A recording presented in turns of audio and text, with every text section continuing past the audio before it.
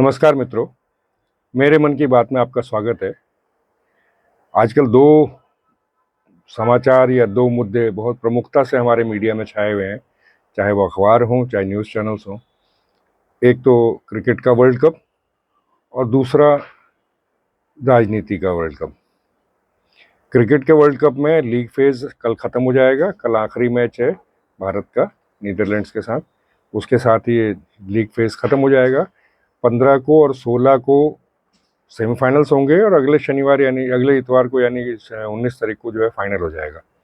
अभी तक जो है वो लीग फेज़ में जो है भारत का प्रदर्शन बहुत अच्छा रहा है। मैं आज इसको भारत की टीम कह रहा हूँ, अदरवाइज़ जब से बीसीसीआई ने एक वो एफिडेविट फाइल किया था कि ये भारत की टीम नहीं है बल्कि एक प्राइवेट क्लब की टीम है, मैं इसको बीसीसीआई की टीम कहता था, लेकिन आज इसको भारत की टीम कह रहा हूँ।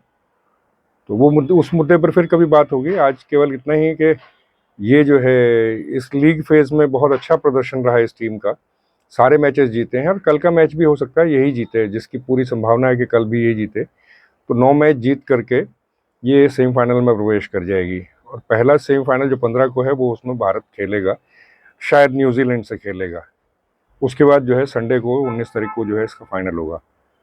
तो काफ़ी अच्छा प्रदर्शन चल रहा है, लोग बहुत उत्साहित हैं। तो अभी तो ये इसका क्रिकेट का वर्ल्ड कप जो है वो अगले 4 साल तक के लिए फिर जो है प्रतीक्षा करनी पड़ेगी। लेकिन इस वर्ल्ड कप में काफ़ी मीडिया में बहुत इसका शोर है, रोज़ इस पे नए-नए शोज़ हो रहे हैं, सोशल मीडिया पे बहुत शो इसके हो रहे हैं और न्यूज़पेपर में भी आधे से ज़्यादा न्यूज़पेपर जो है वो कवरेज इसकी होती है। दूसरा जो चल रहा है वो चल रहा है भारतीय राजनीति का, पॉलिटिक्स का जो है वर्ल्ड कप चल रहा है। अभी जो है 5 राज्यों के चुनाव हैं, तेलंगाना, मिज़ोरम, छत्तीसगढ़, मध्य प्रदेश और राजस्थान। इनके इलेक्शन जो है वो छत्तीसगढ़ से शुरू हो चुके हैं। 7 को पहला इसका वो हुआ था। 17 को और 25 को फाइनल इसका काउंट जो होगा और 3 तारीख को इसका रिजल्ट आ जाएगा। तो ये इसका सेमीफाइनल माना जा रहा है। लीग फेज इसका मैं मानता हूँ कि जब हिमाचल जीती थी पहले और बाद में कर्नाटक जीती थी, कर्नाटक कांग्रेस जो है वो उसका शायद लीग फेज था। तो अभी ये सेमीफाइनल के मैचेस हैं। सेमीफाइनल में जैसे ही रिजल्ट आएगा उससे जो है भारतीय राजनीति जो चल रही है आजकल उसकी जो दिशा और दशा जो है वो दोनों तय हो जाएंगी और फिर फाइनल होगा मई 2024 में जो लोकसभा इलेक्शंस होंगे। तो ये उसका चल रहा है। अगर आप ध्यान से देखें तो कांग्रेस के लिए कांग्रेस ने जो है वो इसमें तीन जो है वो रणनीति बनाई है बीजेपी के अगेंस्ट। एक तो ये कि मोदी का आभा मंडल तोड़ना, उनकी गरिमा गिराना, उनको जो है उनके लोकप्रियता कम करना। एक तो उस पर कुठाराघात कर रहे हैं, उसके लिए वो अडानी का सहारा ले रहे हैं, अडानी के नाम का सहारा ले रहे हैं। ये अजीब विडंबना है कि वही अडानी जिसको दिन रात तो मोदी का दोस्त कह करके मोदी को कोसते हैं, अडानी को कोसते हैं, उन्हीं उन्हीं अडानी ग्रुप से छत्तीसगढ़ में या राजस्थान में जहाँ भी कांग्रेस की सरकारें हैं वहाँ वो नए नए कॉन्ट्रैक्ट करते जाते हैं।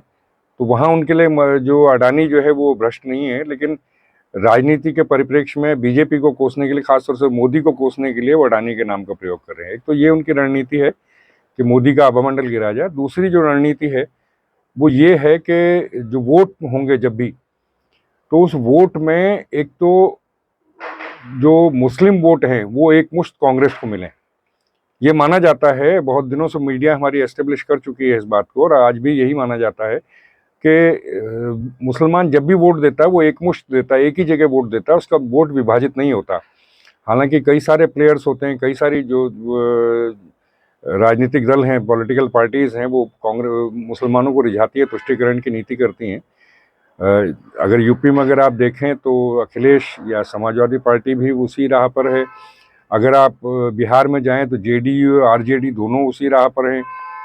तो ये सारा चलता है ये सब, लेकिन कांग्रेस चाहती है कि ये वोट उनको न मिलें, सिर्फ कांग्रेस को मिलें। तो एक तो ये हो गया। दूसरा ये चाहते हैं कि जो हिंदुओं के वोट हैं वो विभाजित रहें, हिंदू समाज जो है वो खंडित रहे, विभाजित रहे, विभक्त रहे। उसके लिए इन्होंने जो है वो जाति जनगणना का एक नया शस्त्र अपना जो है दोबारा से उसको चमका करके उसको यूज़ कर रहे हैं आजकल। तो बहुत राहुल गांधी जितने भाषण देते हैं या जितने ट्वीट्स करते हैं उनमें बहुतायत इन दो ही मुद्दों की होती है। एक तो अडानी वाला, ताकि मोदी की साख कुछ का गिरे, और दूसरा जातिगत जनगणना। तो ये दो मुद्दे इनके मेन वो चल रहे हैं। अब एक दूसरा खेल है जो, ये तो कांग्रेस का बीजेपी के साथ खेल है, और दूसरा खेल जो कांग्रेस का अन्य विपक्षी पार्टियों के साथ, उसमें भी कांग्रेस जो है, अगर आप ध्यान से देखें जून में जो है वो नीतीश बाबू ने जो है वो पटना में इसका पहले विपक्षी दलों की मीटिंग बुलाई। उससे पहले भी बीआरएस वगैरह के, केसीआर वगैरह से जो बातचीत कर चुके थे, ममता से बातचीत कर चुके थे, लेकिन फिर भी सभी नेताओं को आमंत्रित किया था उन्होंने जून में पटना में। पहली मीटिंग हुई जिसमें ये हुआ कि अब ये विपक्षी पार्टियां सारी जो हैं वो भाजपा के साथ लड़ने के लिए एकजुट हो जाएं। दूसरी मीटिंग फिर जुलाई में हुई, वो बेंगलोर में हुई, जिसमें फिर आगे की रणनीति तय करने के लिए विचार विमर्श हुआ 2 दिन। फिर तीसरी मीटिंग इनकी हुई बॉम्बे में, वो अगस्त में हुई। उस मीटिंग के बाद एक तो नाम तय हो गया कि इंडिया अलायंस रखा जाएगा, जिसको आजकल वो इंडिया बड़े जोर शोर से कह रहे हैं, पर है वो इंडिया अलायंस।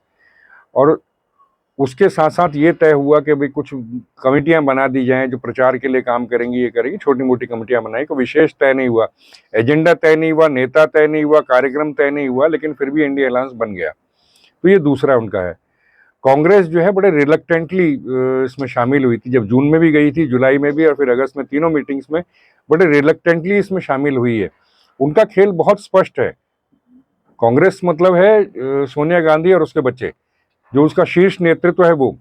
मनमोहन सिंह उन्होंने दोबारा खोज लिए हैं।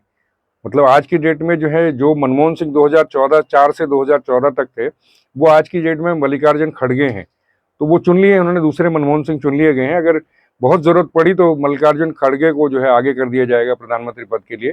लेकिन अदरवाइज जो है, जैसे पहले नेशनल एडवाइजरी कमेटी बना करके जो है सुपर पीएम सोनिया गांधी रही, ऐसे ही अब जो है वो राहुल गांधी रहेंगे सुपर पीएम, अगर मल्लिकार्जुन खड़गे जो है उनको बनाना पड़े तो।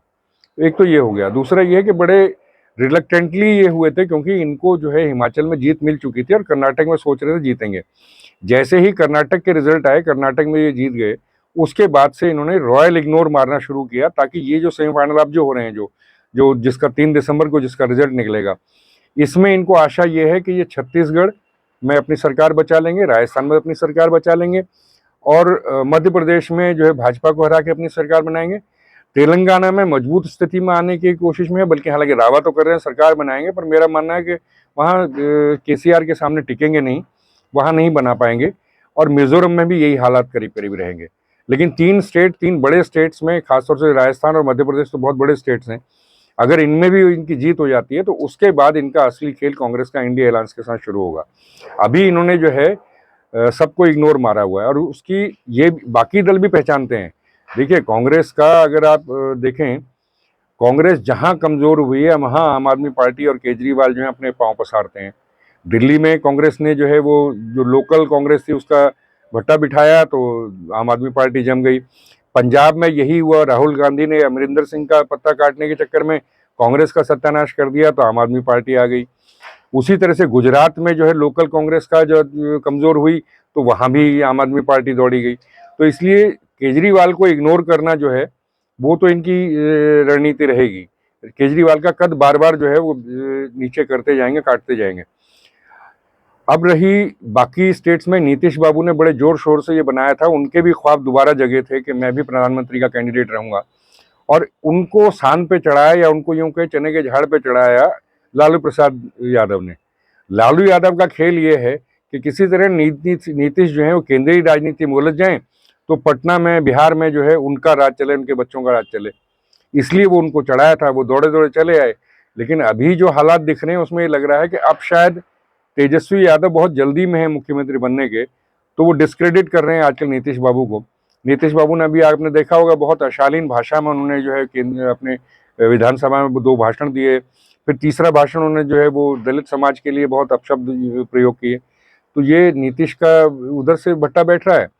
अगर यूपी में जाएं तो यूपी में इस वक्त बौखलाए हुए हैं अखिलेश, क्योंकि कांग्रेस का जो वहाँ का जो लोकल जो नेतृत्व है वो उनके ऊपर हमले करता है। जो शीर्ष नेतृत्व है यानी कि सोनिया गांधी और उसके बच्चे, वो पलट के कुछ नहीं कहते हैं, कोई सफाई नहीं देते हैं, कोई उसको मॉडिफाई नहीं करते हैं। तो इसलिए बेचारे वो भी हो रहे हैं। उनका दावा था कि मध्य प्रदेश में, उनका अंदाजा ये था कि मध्य प्रदेश में हमें 2-4 सीटें दे देंगे या 8-10 सीटें दे देंगे तो हमारा मध्य प्रदेश में पांव पसार लेंगे, हम इनको यूपी में उसके बदले 2-4 सीटें दे देंगे। लेकिन कांग्रेस तो कुछ भी देने के मूड में नहीं है, न मध्य प्रदेश में न उत्तर प्रदेश में। तो लगता नहीं कि वो है। तो जैसे ही यदि कांग्रेस ने वाकई मध्य प्रदेश जीत लिया, वाकई छत्तीसगढ़ की सरकार बचा ली और राजस्थान की सरकार बचा ली, तो उसके बाद इंडिया अलायंस का कोई मतलब नहीं रह जाएगा। फिर तो इन सबको कांग्रेस की शर्तों पर ही खेलना होगा, जैसा कांग्रेस कहेगी वैसा नाचना पड़ेगा। ये उनका जो है शीर्ष नेतृत्व का जो गेम जो है वो ये है। तो अभी देखते हैं 3 दिसंबर को जो है उसका सेमीफाइनल का रिजल्ट आएगा राजनीति का, और क्रिकेट का जो वो है उसका अगले इतवार को क्लियर हो जाएगा। अगर भारत जीतता है तो काफ़ी लोग उत्साहित होंगे, युवा उत्साहित होंगे, लेकिन खतरे तो हमेशा है ही। क्रिकेट में तो कुछ कहा नहीं जा सकता। लीग फेज में तो ये था कि एक गेम जीत ली, दूसरा हार भी गए तो कोई बात नहीं, लेकिन यहाँ तो जो नॉकआउट गेम्स हैं, सेमीफाइनल और फाइनल जो है, इसमें नॉकआउट गेम्स में तो अगर आप गए तो बाहर गए, आपकी सारी 9 जीतों का कोई मतलब नहीं रह जाएगा। यही जो है राजनीति का भी है कि अगर ये सेमीफाइनल कांग्रेस हार जाती है तो फिर बाकी लीग गेम जीतने का कोई फायदा नहीं है। तो आज के अंक में केवल इतना ही, फिर अगले अंक में आपसे जो है भेंट होगी। तब तक के लिए नमस्कार।